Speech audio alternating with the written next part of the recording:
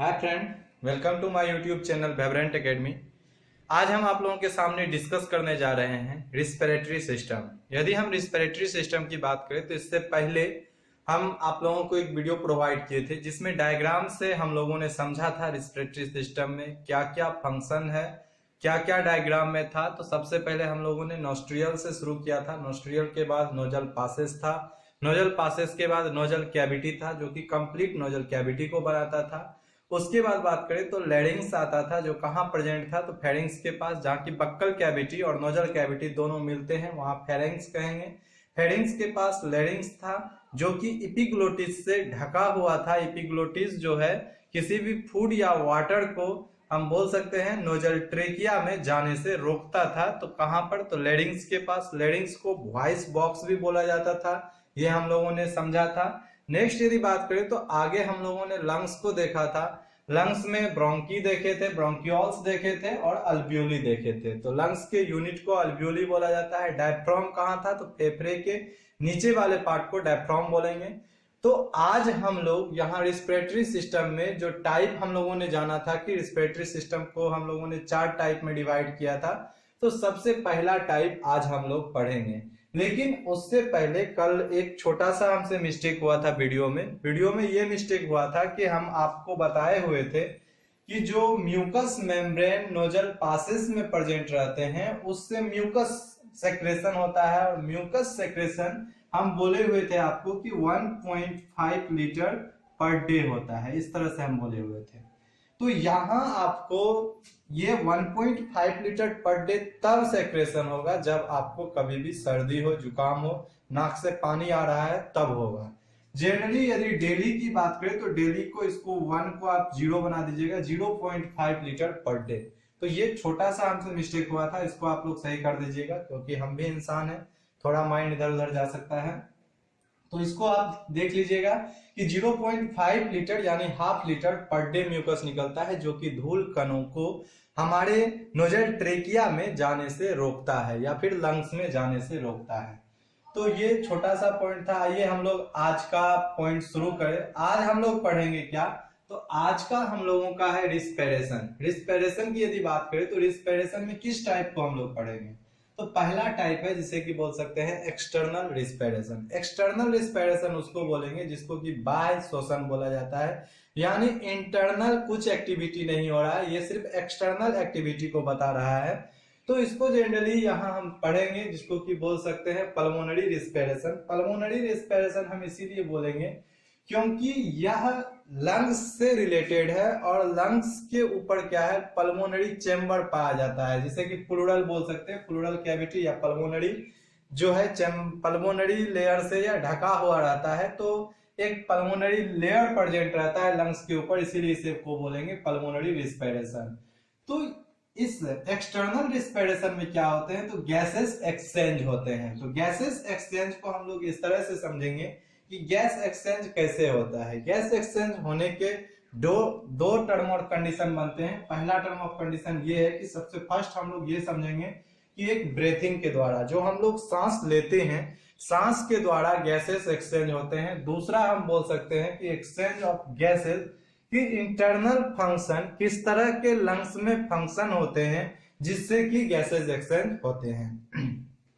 तो सबसे पहला हम लोग ब्रीथिंग को यदि समझे तो ब्रीथिंग के लिए कुछ छोटा छोटा पॉइंट बनता है कि 1 मिनट में यदि आपसे पूछा जाए 1 मिनट में आप कितने बार ब्रीथिंग करते हैं, सांस लेते हैं, इस तरह से पूछा जाए तो हम बोल सकते हैं जनरली बुक में 12 से 15 दिया गया है, लेकिन कहीं कहीं आपको बुक में 16 से 18 भी दिया गया है।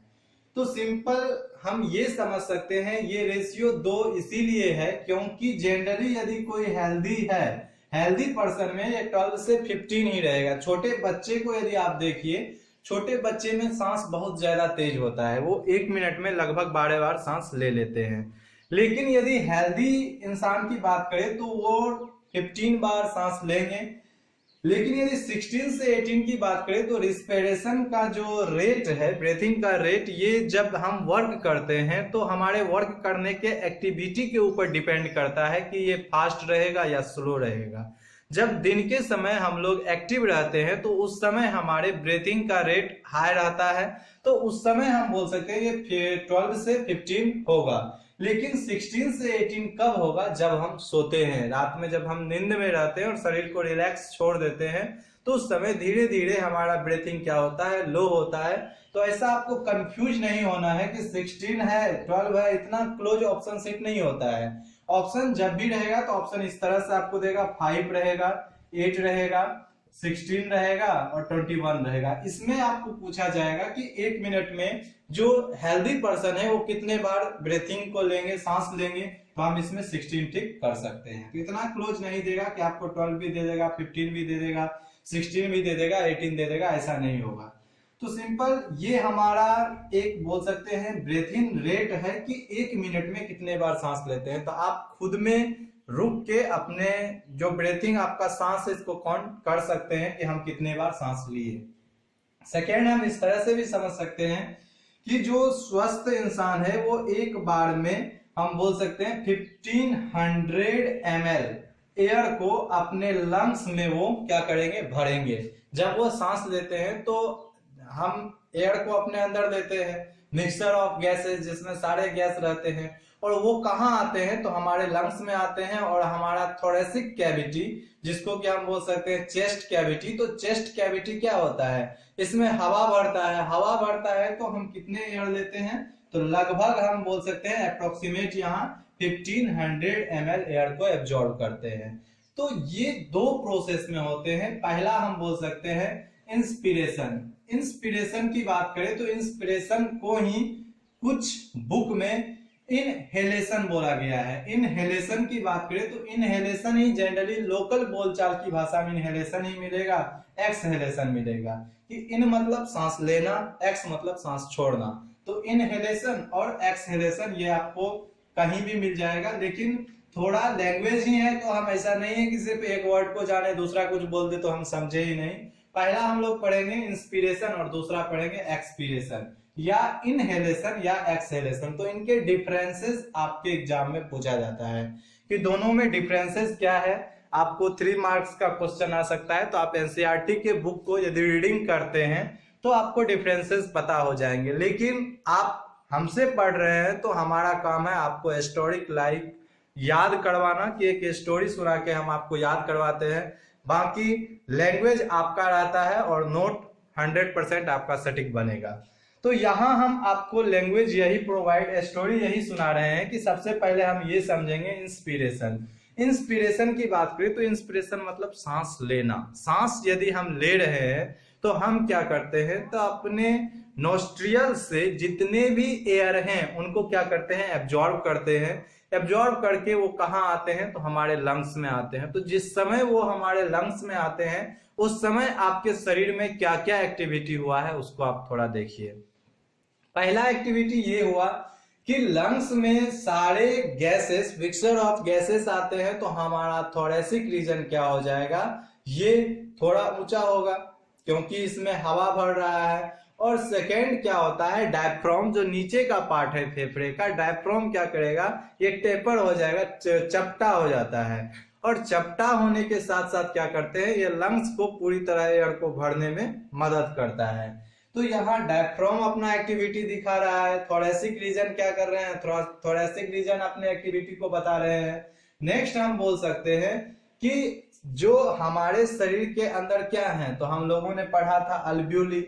अल्ब्यूली की ये बात करें तो कभी भी आपको यदि हम प्रैक्टिकल करवाएंगे तो वहां अल्ब्यूली को दिखाने की कोशिश करेंगे कि एक लंग्स में कंप्लीट हम बोल सकते हैं कि 1.5 मतलब 115 से 215 तक अल्ब्यूली प्रेजेंट रहते हैं। तो अल्ब्यूली का वर्क क्या रहता है कि जो भी एयर आते हैं उनको अपने अंदर एब्जॉर्ब करते हैं। तो अल्ब्यूली का वर्क रहता है कि जो भी हम सांस ले रहे हैं, सारे गैस को सांस लिए हैं, गैस में नाइट्रोजन है, कार्बन डाइऑक्साइड है, ऑक्सीजन है, तो सारे गैसों में ऑक्सीजन को एब्जॉर्ब कर लेगा अल्ब्यूली, और बाकी गैसेस को फिर से लंग्स क्या करते हैं? बाहर की ओर छोड़ देते हैं। तो सांस लेना में हम बोल सकते हैं इनहेलेशन, और एक्सहेलेशन यानी सांस छोड़ना। जब सांस छोड़ेंगे तो फिर से डायफ्राम क्या होते हैं? अपने पोजीशन पे आ जाते हैं। आपके थोरेसिक रीजन का जो साइज है वो फिर से नॉर्मल हो जाएगा, और लंग्स क्या होते हैं, फिर से सिकुड़ जाते हैं। तो छोटा छोटा पॉइंट याद रखना है, आप आराम से लैंग्वेज बना सकते हैं। या आप एनसीईआरटी की बुक को पढ़िए, एनसीईआरटी की बुक में आपको लैंग्वेज है, आप आराम से लिख सकते हैं कि इंस्पिरेशन क्या है और एक्सपिरेशन क्या है। तो यहां तक हम समझेंगे कि आप लोग नॉर्मल है, इतना समझ सकते हैं। नेक्स्ट हम आगे चलते हैं कि इंस्पिरेशन में गैसेस एक्सचेंज किस तरह के होते हैं। गैसेस एक्सचेंज की बात करें तो गैसेस एक्सचेंज में दो प्रोसेस हम लोगों ने 9th क्लास में ही पढ़ चुका है। पहला प्रोसेस हम लोगों का था डिफ्यूजन। डिफ्यूजन हम उसको बोलेंगे जब हायर कॉन्सेंट्रेशन से लोअर कॉन्सेंट्रेशन की ओर गैस मूव करते हैं। तो ऐसे प्रोसेस में हम लोगों ने पढ़ा था डिफ्यूजन गैस में, और ऑस्मोसिस पढ़ा था। ऑस्मोसिस लिक्विड फॉर्म में जब डिसॉल्व रहते हैं तो उस समय ऑस्मोसिस प्रोसेस होता है। तो यहाँ डिफ्यूजन और ऑस्मोसिस दोनों में टर्म ऑफ कंडीशन क्या बना था मेरा? टर्म ऑफ कंडीशन यही था कि हायर कॉन्सेंट्रेशन से लोअर कॉन्सेंट्रेशन की ओर हमेशा क्या करते हैं, जो भी गैसेस रहे लिक्विड फॉर्म रहे वो मूव करते हैं। तो यहाँ गैसेस एक्सचेंज की बात करें तो एक्सचेंज ऑफ गैसेस वो भी कुछ उसी तरह के होते हैं कि यहाँ हम आपके सामने लिखे हुए हैं अल्व्यूलर, कि जो अल्व्यूली है तो अल्व्यूली के अंदर जो एयर भरा हुआ है, अल्व्यूली के अंदर जो एयर भरा हुआ है उसे ही अल्वेलर बोलेंगे। अल्वेलर एयर में कितने हैं, यहाँ ये Hg, यानी Hg क्या होता है, मरकरी का सिंबल हम लोग लिखते हैं, एटम में केमिस्ट्री में पढ़े होंगे। तो यहाँ 100 mm Hg ये इनका माप है कि प्रेशर, एटमॉस्फेयर का एक प्रेशर क्रिएट होता है कि जब भी हम ऑक्सीजन को अपने अंदर एब्जॉर्ब करते हैं तो मेरे अंदर एक एटमॉस्फेयर का जो है प्रेशर क्रिएट होता है कि इक्वल, जब तक कि हम बाहर के एनवायरनमेंट के अकॉर्डिंग अपने अंदर प्रेशर नहीं क्रिएट कर ले तब तक हम एयर को अंदर लेते रहते हैं। तो यही प्रोसेस है, सिंपल हम 9th क्लास में भी आपको बताए थे कि सिंपल सा आप इतना सोचिए कि हमारे शरीर में, ये हम समझते हैं मेरा शरीर बैलून लाइक शेप है, कि एक कवर मेरे ऊपर है और इस कवर के अंदर क्या हो रहा है, तो इसके अंदर ऑक्सीजन का यूज हो रहा है। ऑक्सीजन का यूज होगा तो ऑक्सीजन धीरे धीरे खत्म हो जाएगा।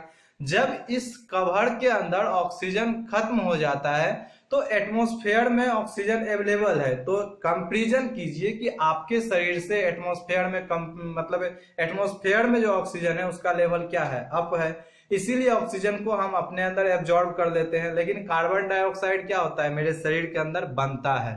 तो एक इन्वायरमेंट है, आपका शरीर के इतना ही साइज है आपका, इसमें कार्बन डाइऑक्साइड पूरा फुलफिल हो गया है। तो बाहर के एटमॉस्फेयर में देखिए ये खुला है और इसमें कार्बन का लेवल आपके शरीर के तुलना में बाहर में कम है, इसीलिए आपके शरीर से कार्बन डाइऑक्साइड कहाँ मूव हो जाता है, तो वो बाहर की ओर मूव हो जाता है। तो सेम वही प्रोसेस है गैसेस एक्सचेंज का, कि यहाँ आपके सामने एग्जांपल हम दे रहे हैं कि अल्व्यूलर एयर जो है ये 100 mm Hg इनका पारा का प्रेशर है, कि मरकरी है उनका ये प्रेशर है, कि हम एटमॉस्फेयर प्रेशर यहाँ माप रहे हैं वो कितना है, तो 100। लेकिन यदि वेनस कैपिलरीज की बात करें तो वेनस कैपिलरी में क्या होते हैं, यह 37 mm Hg है। वेन कहाँ है आपका, तो वेन सारा ये जो आपके बॉडी में फैला हुआ है, आर्टरी और वेन होते हैं। नेक्स्ट हम लोग सर्कुलेटरी सिस्टम में समझेंगे।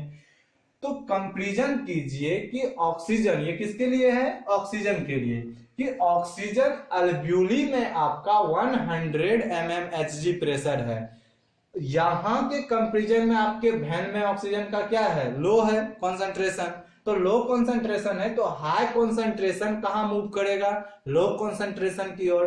तो हमारे अल्व्यूली में जो ऑक्सीजन एब्जॉर्ब होता है वो कहाँ मूव किया, तो वो हमारे वेन की ओर जाना शुरू कर देता है।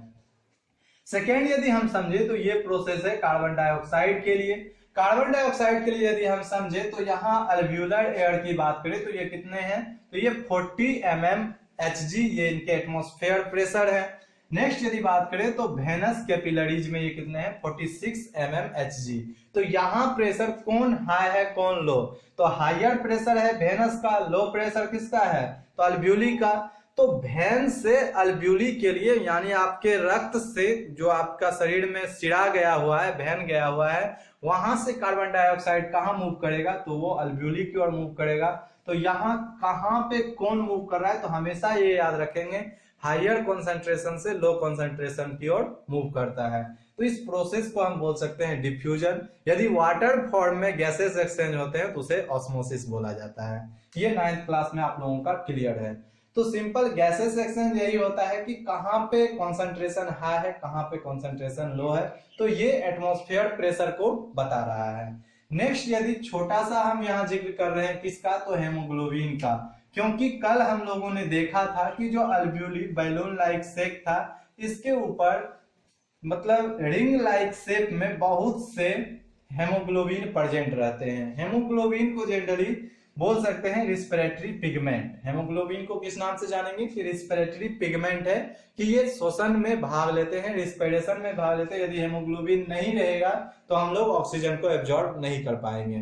तो मेन यदि आपके शरीर में कोई एक्टिविटी बता रहा है तो वो हेमोग्लोबिन ही बता रहा है। हेमोग्लोबिन क्या करते हैं, तो ये फिजिकल चेंजेज क्या है ये भी 9th क्लास में आप लोग समझ चुके हैं। तो यहाँ फिजिकल चेंज के द्वारा ये क्या करेंगे, तो ये ऑक्सी हेमोग्लोबिन बनाते हैं, यानी ऑक्सीजन को एब्जॉर्ब करके हेमोग्लोबिन क्या बन जाएंगे, ऑक्सी हेमोग्लोबिन। नेक्स्ट यदि बात करें तो यहाँ 2 फैक्टर में हम लोग तोड़ सकते हैं हेमोग्लोबिन को। पहला हम बोल सकते हैं हेमेटीन की बात करें, इसी को हम बोल सकते हैं हेमी को ही हेमेटीन बोला जाता है। यहाँ हम दिए हुए हैं ऑब्लिक आपके सामने कि हेमेटीन को ही हेमी बोला जाता है। हेमी क्या है, तो यह एक पिगमेंट है। पिगमेंट किसको बोलेंगे, तो ये हम बोल सकते हैं आयरन परफोरिन का एक पिगमेंट है, जिसमें कि एटम किसका पाया जाता है, तो Fe आयरन का एटम पाया जाता है। Fe क्यों लिखते हैं, क्योंकि यह लेटिन है, इसीलिए Fe इसका सिंबल हो जाता है।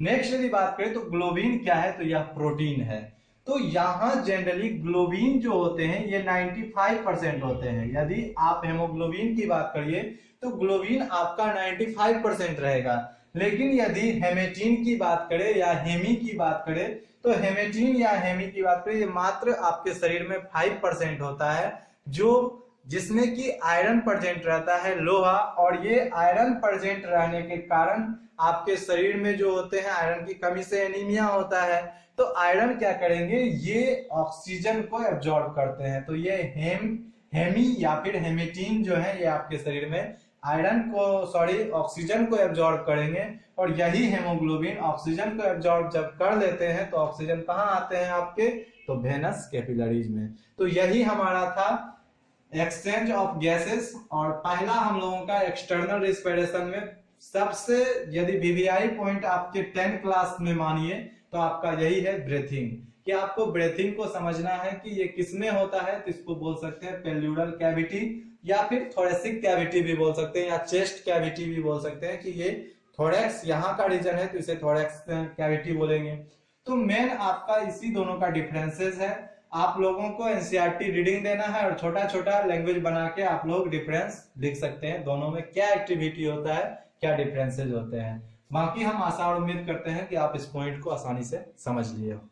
Thanks for watching this video.